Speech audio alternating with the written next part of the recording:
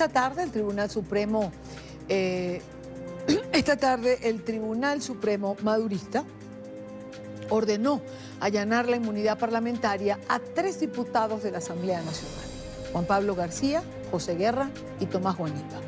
A esta hora, la constituyente oficialista lo debate. Luis Alejandro Laya tiene reacciones en Caracas, en Venezuela, en relación tanto a la advertencia del presidente Guaidó como a lo que ha venido ocurriendo el día de hoy. Luis.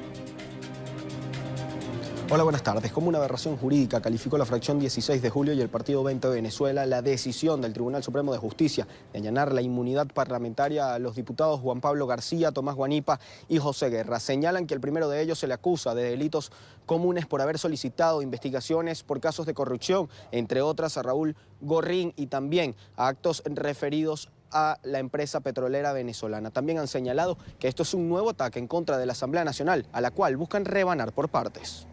Sigue siendo el ardid, la estratagema de ir rebanando pieza por pieza a las figuras que integran este Parlamento venezolano en una desquiciada actitud frente al repudio de más del 90% de los venezolanos y de la inmensa mayoría de los países del planeta. Por su parte, el segundo vicepresidente de la Asamblea Nacional, Stalin González, rechazaba más temprano las amenazas por parte de la Asamblea Nacional. Indicaba que ninguna de estas decisiones de este poder de Nicolás Maduro sería utilizada para resolver la crisis de los venezolanos, sino para perseguir diputados. No va a resolver el problema de este país cualquiera de las amenazas que están haciendo. La ANC durante 2 años lo que ha hecho es generar más inflación, más represión, más persecución, un país destrozado y más pobre. Hoy ese régimen, ese modelo es el que es el culpable de cada una de las cosas que nos están pasando en el país. Mientras tanto, María Corina Machado, líder de 20 Venezuela, señala que todas estas acciones por parte del régimen de Nicolás Maduro demuestran el miedo y también que no se puede negociar con un régimen que intenta perseguir a todos a quienes se le opone. Señala, se debe acabar inmediatamente con el mecanismo de Oslo y también solicitar a la comunidad internacional una fuerza que libere a Venezuela. La vía es cerrar aquellas operaciones, maniobras y mecanismos que, lejos de agregar fuerza y presión, sirven de dilución a lo acumulado. Es decir, cerrar definitivamente espacios como el falso diálogo de Barbados y de Noruega, y por supuesto de cualquier ofrecimiento burdo, falso, farsante de un proceso electoral que no va a tener lugar en condiciones competitivas mientras el régimen esté en el poder.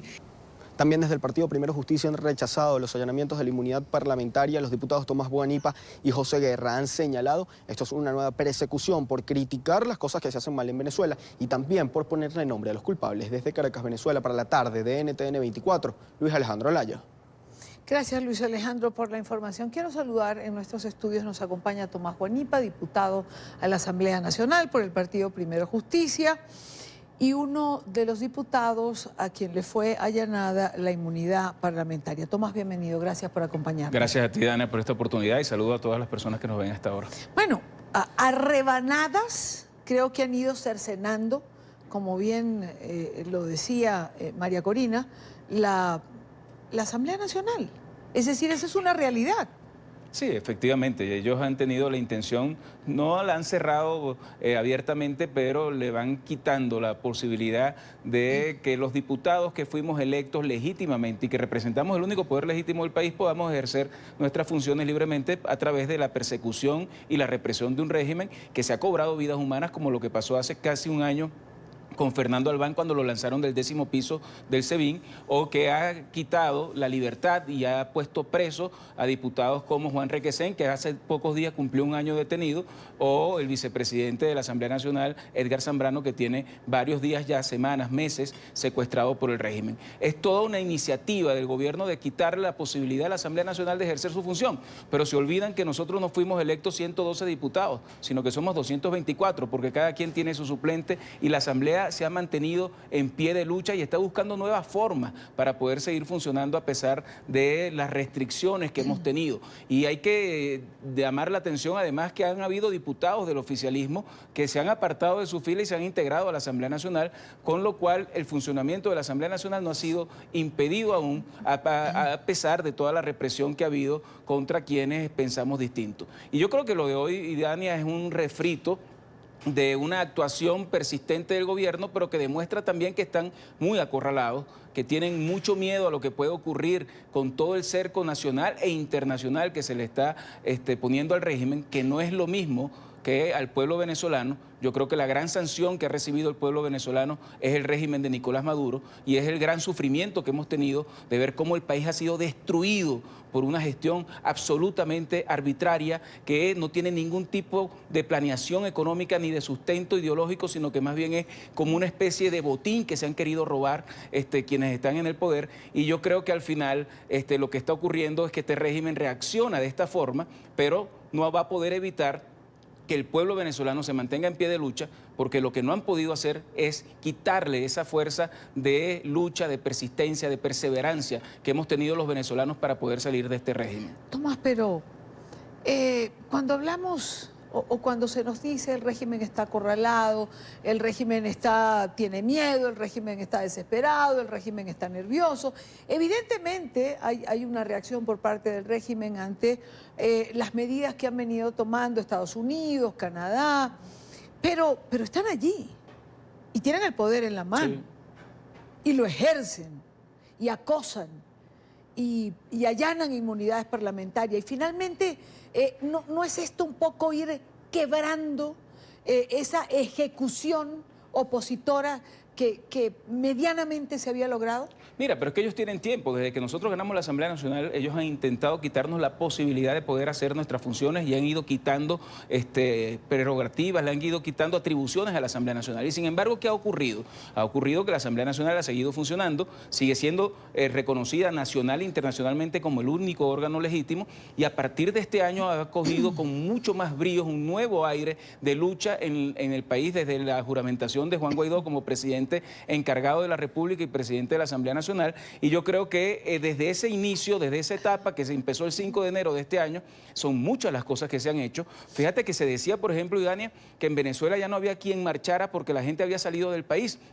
Quienes habían estado luchando en el año 2018, en el 2017, pues se habían ido del país. Y fíjate lo que pasó a principios de este año. Las movilizaciones fueron tan grandes como nunca antes habíamos visto, porque la gran mayoría de los venezolanos que siguen dentro de Venezuela tienen un espíritu de lucha muy claro. Y yo lo que percibo es que al final el gobierno se está quedando sin cartas para jugar. Y entonces repite cosas que ya ha hecho y que al final no debilitan a la Asamblea Nacional. Porque yo creo que hay que tener un profundo respeto, en mi caso particular lo tengo, y una gran admiración por los diputados que están dando la cara en Venezuela y que a pesar del amedrentamiento, de la persecución y de la represión, siguen actuando para cercar al gobierno. Y yo creo que este es un gobierno que está totalmente acorralado. Que se mantiene en el poder, efectivamente, pero que es absolutamente momentáneo. Yo no tengo la menor duda de que nosotros estamos con las acciones que se están tomando internacional y nacionalmente, llegando a un punto en el cual tiene que haber un quiebre, tiene que haber la salida del gobierno, y por eso estamos jugando en todos los tableros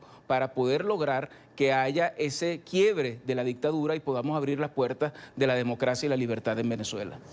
Hoy, en horas de la mañana, se corrió la información, todos creo que estábamos preparados para una convocatoria a elecciones para la Asamblea Nacional, un adelanto de elecciones que plantearía el régimen, o el allanamiento de la inmunidad parlamentaria de todos los diputados que conforman esa asamblea. Diosdado Cabello empezó a sesionar la Asamblea Constituyente ilegítima para muchos, y Diosdado Cabello se refirió a esto. Quiero pedirle a nuestro equipo de producción que comparta con nosotros parte de lo que decía Diosdado Cabello en esta sesión de la Asamblea Nacional Constituyente. ¿Lo tenemos? Por favor. Y entonces vienen las especulaciones, no, que se van a reunir porque y sale Juanito Alimaña diciendo que es que van a perseguir, van a eliminar ¿cómo se llama Si usted eliminado ella, sí, le para, eso no funciona, no hacen quórum, aprueban cosas entre ellos y no la cumplen, ni siquiera entre ellos mismos. ¿Nos van a echar la culpa a nosotros? No. Y se van de vacaciones ya ahorita. ¿Qué día es hoy?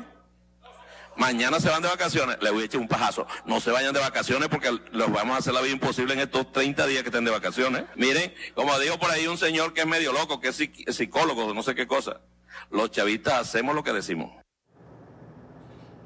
¿Se van de vacaciones? No, absolutamente.